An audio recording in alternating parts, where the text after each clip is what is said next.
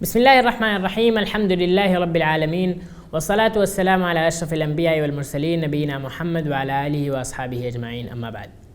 My dear brothers and sisters, today I am here to present to you the story of a Sahabi who is not actually much heard of. I can bet that 95% of us don't even know about his name, and nor do we know about the remarkable achievements, the kind of feats which he has in his bag.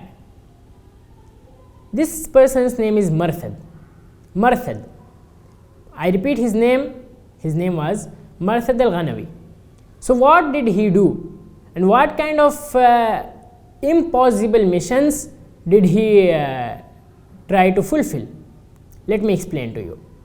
In the beginning days of migration, when the people were slowly migrating to Medina, the Prophet Muhammad ﷺ and his companion Abu Bakr radiallahu anh also migrated to Medina. There were a lot of Muslims who were weak and poor, and they could not migrate and come to Medina. The powerful and influential people of Mecca, they kept them as hostages, as prisoners. So they imprisoned these poor and weak Muslims in one of the most well protected homes, and they did not allow them to migrate to Medina. And so this was a big issue which the Prophet had to solve to help those needy people, to help those weak people. So the Prophet Muhammad ﷺ suggested the name of Merthad for this task, and Merthad accepted the job. Do you know what the job was? The job was to travel to Mecca and to break into that home and to take out that prisoner and to bring him safely to Medina.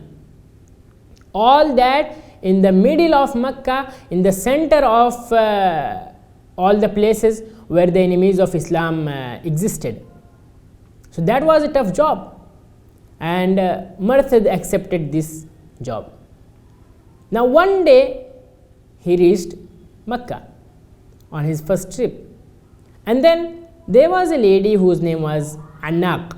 Anak was his girlfriend before Islam, and they used to enjoy each other's company, and they had a good relationship with each other.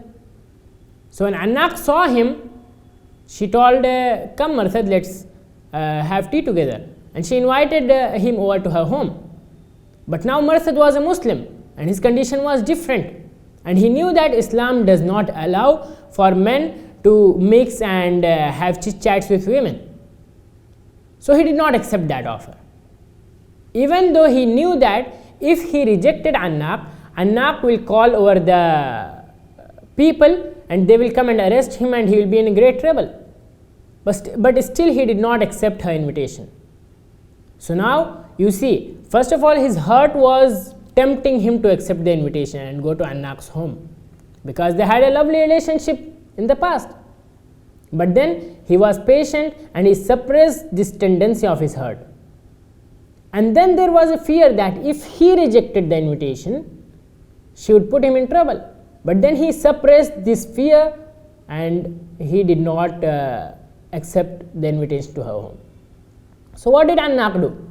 Anak shouted, and she said, see, this person has come over from Medina, and he is a part of a big conspiracy, and he is trying to take away the Muslims from here and take them to Medina. So when the people heard this, they all came out of their homes and they started chasing Merthad. So Merthad escaped and he ran away. But then while he was on his way back to Medina, he thought that I can't go back barehanded. I should achieve the mission which I have got, or else my life should be sacrificed in the way of that mission.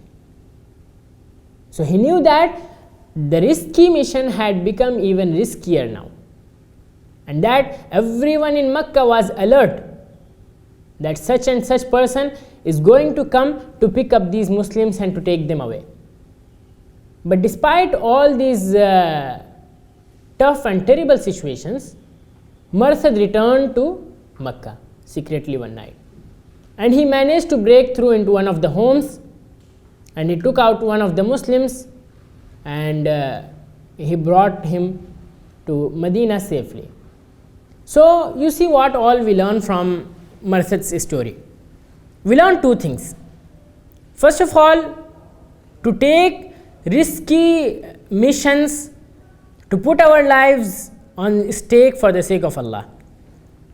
We are not to be afraid of any threat or anything which might be facing us. And the second thing is that we are not to be tempted by the desires of our heart. Can you imagine how tough it would have been for Merthid to reject the invitation by his most beloved lady? He was not even married at that time, so he was a bachelor, and his girlfriend was inviting him over, and he had to reject it. But he did it because his Lord had ordered not to mix with the girls, with the ladies. And that's what we have to learn from Marthid. How to keep away from those desires, how to keep away from those temptations which might be coming into our heart. May Allah subhanahu wa ta'ala guide us to live a pure and innocent and pious life like Marthid radiyallahu anhu did. Ameen wa akhiru da'wana alhamdulillahi rabbil alameen.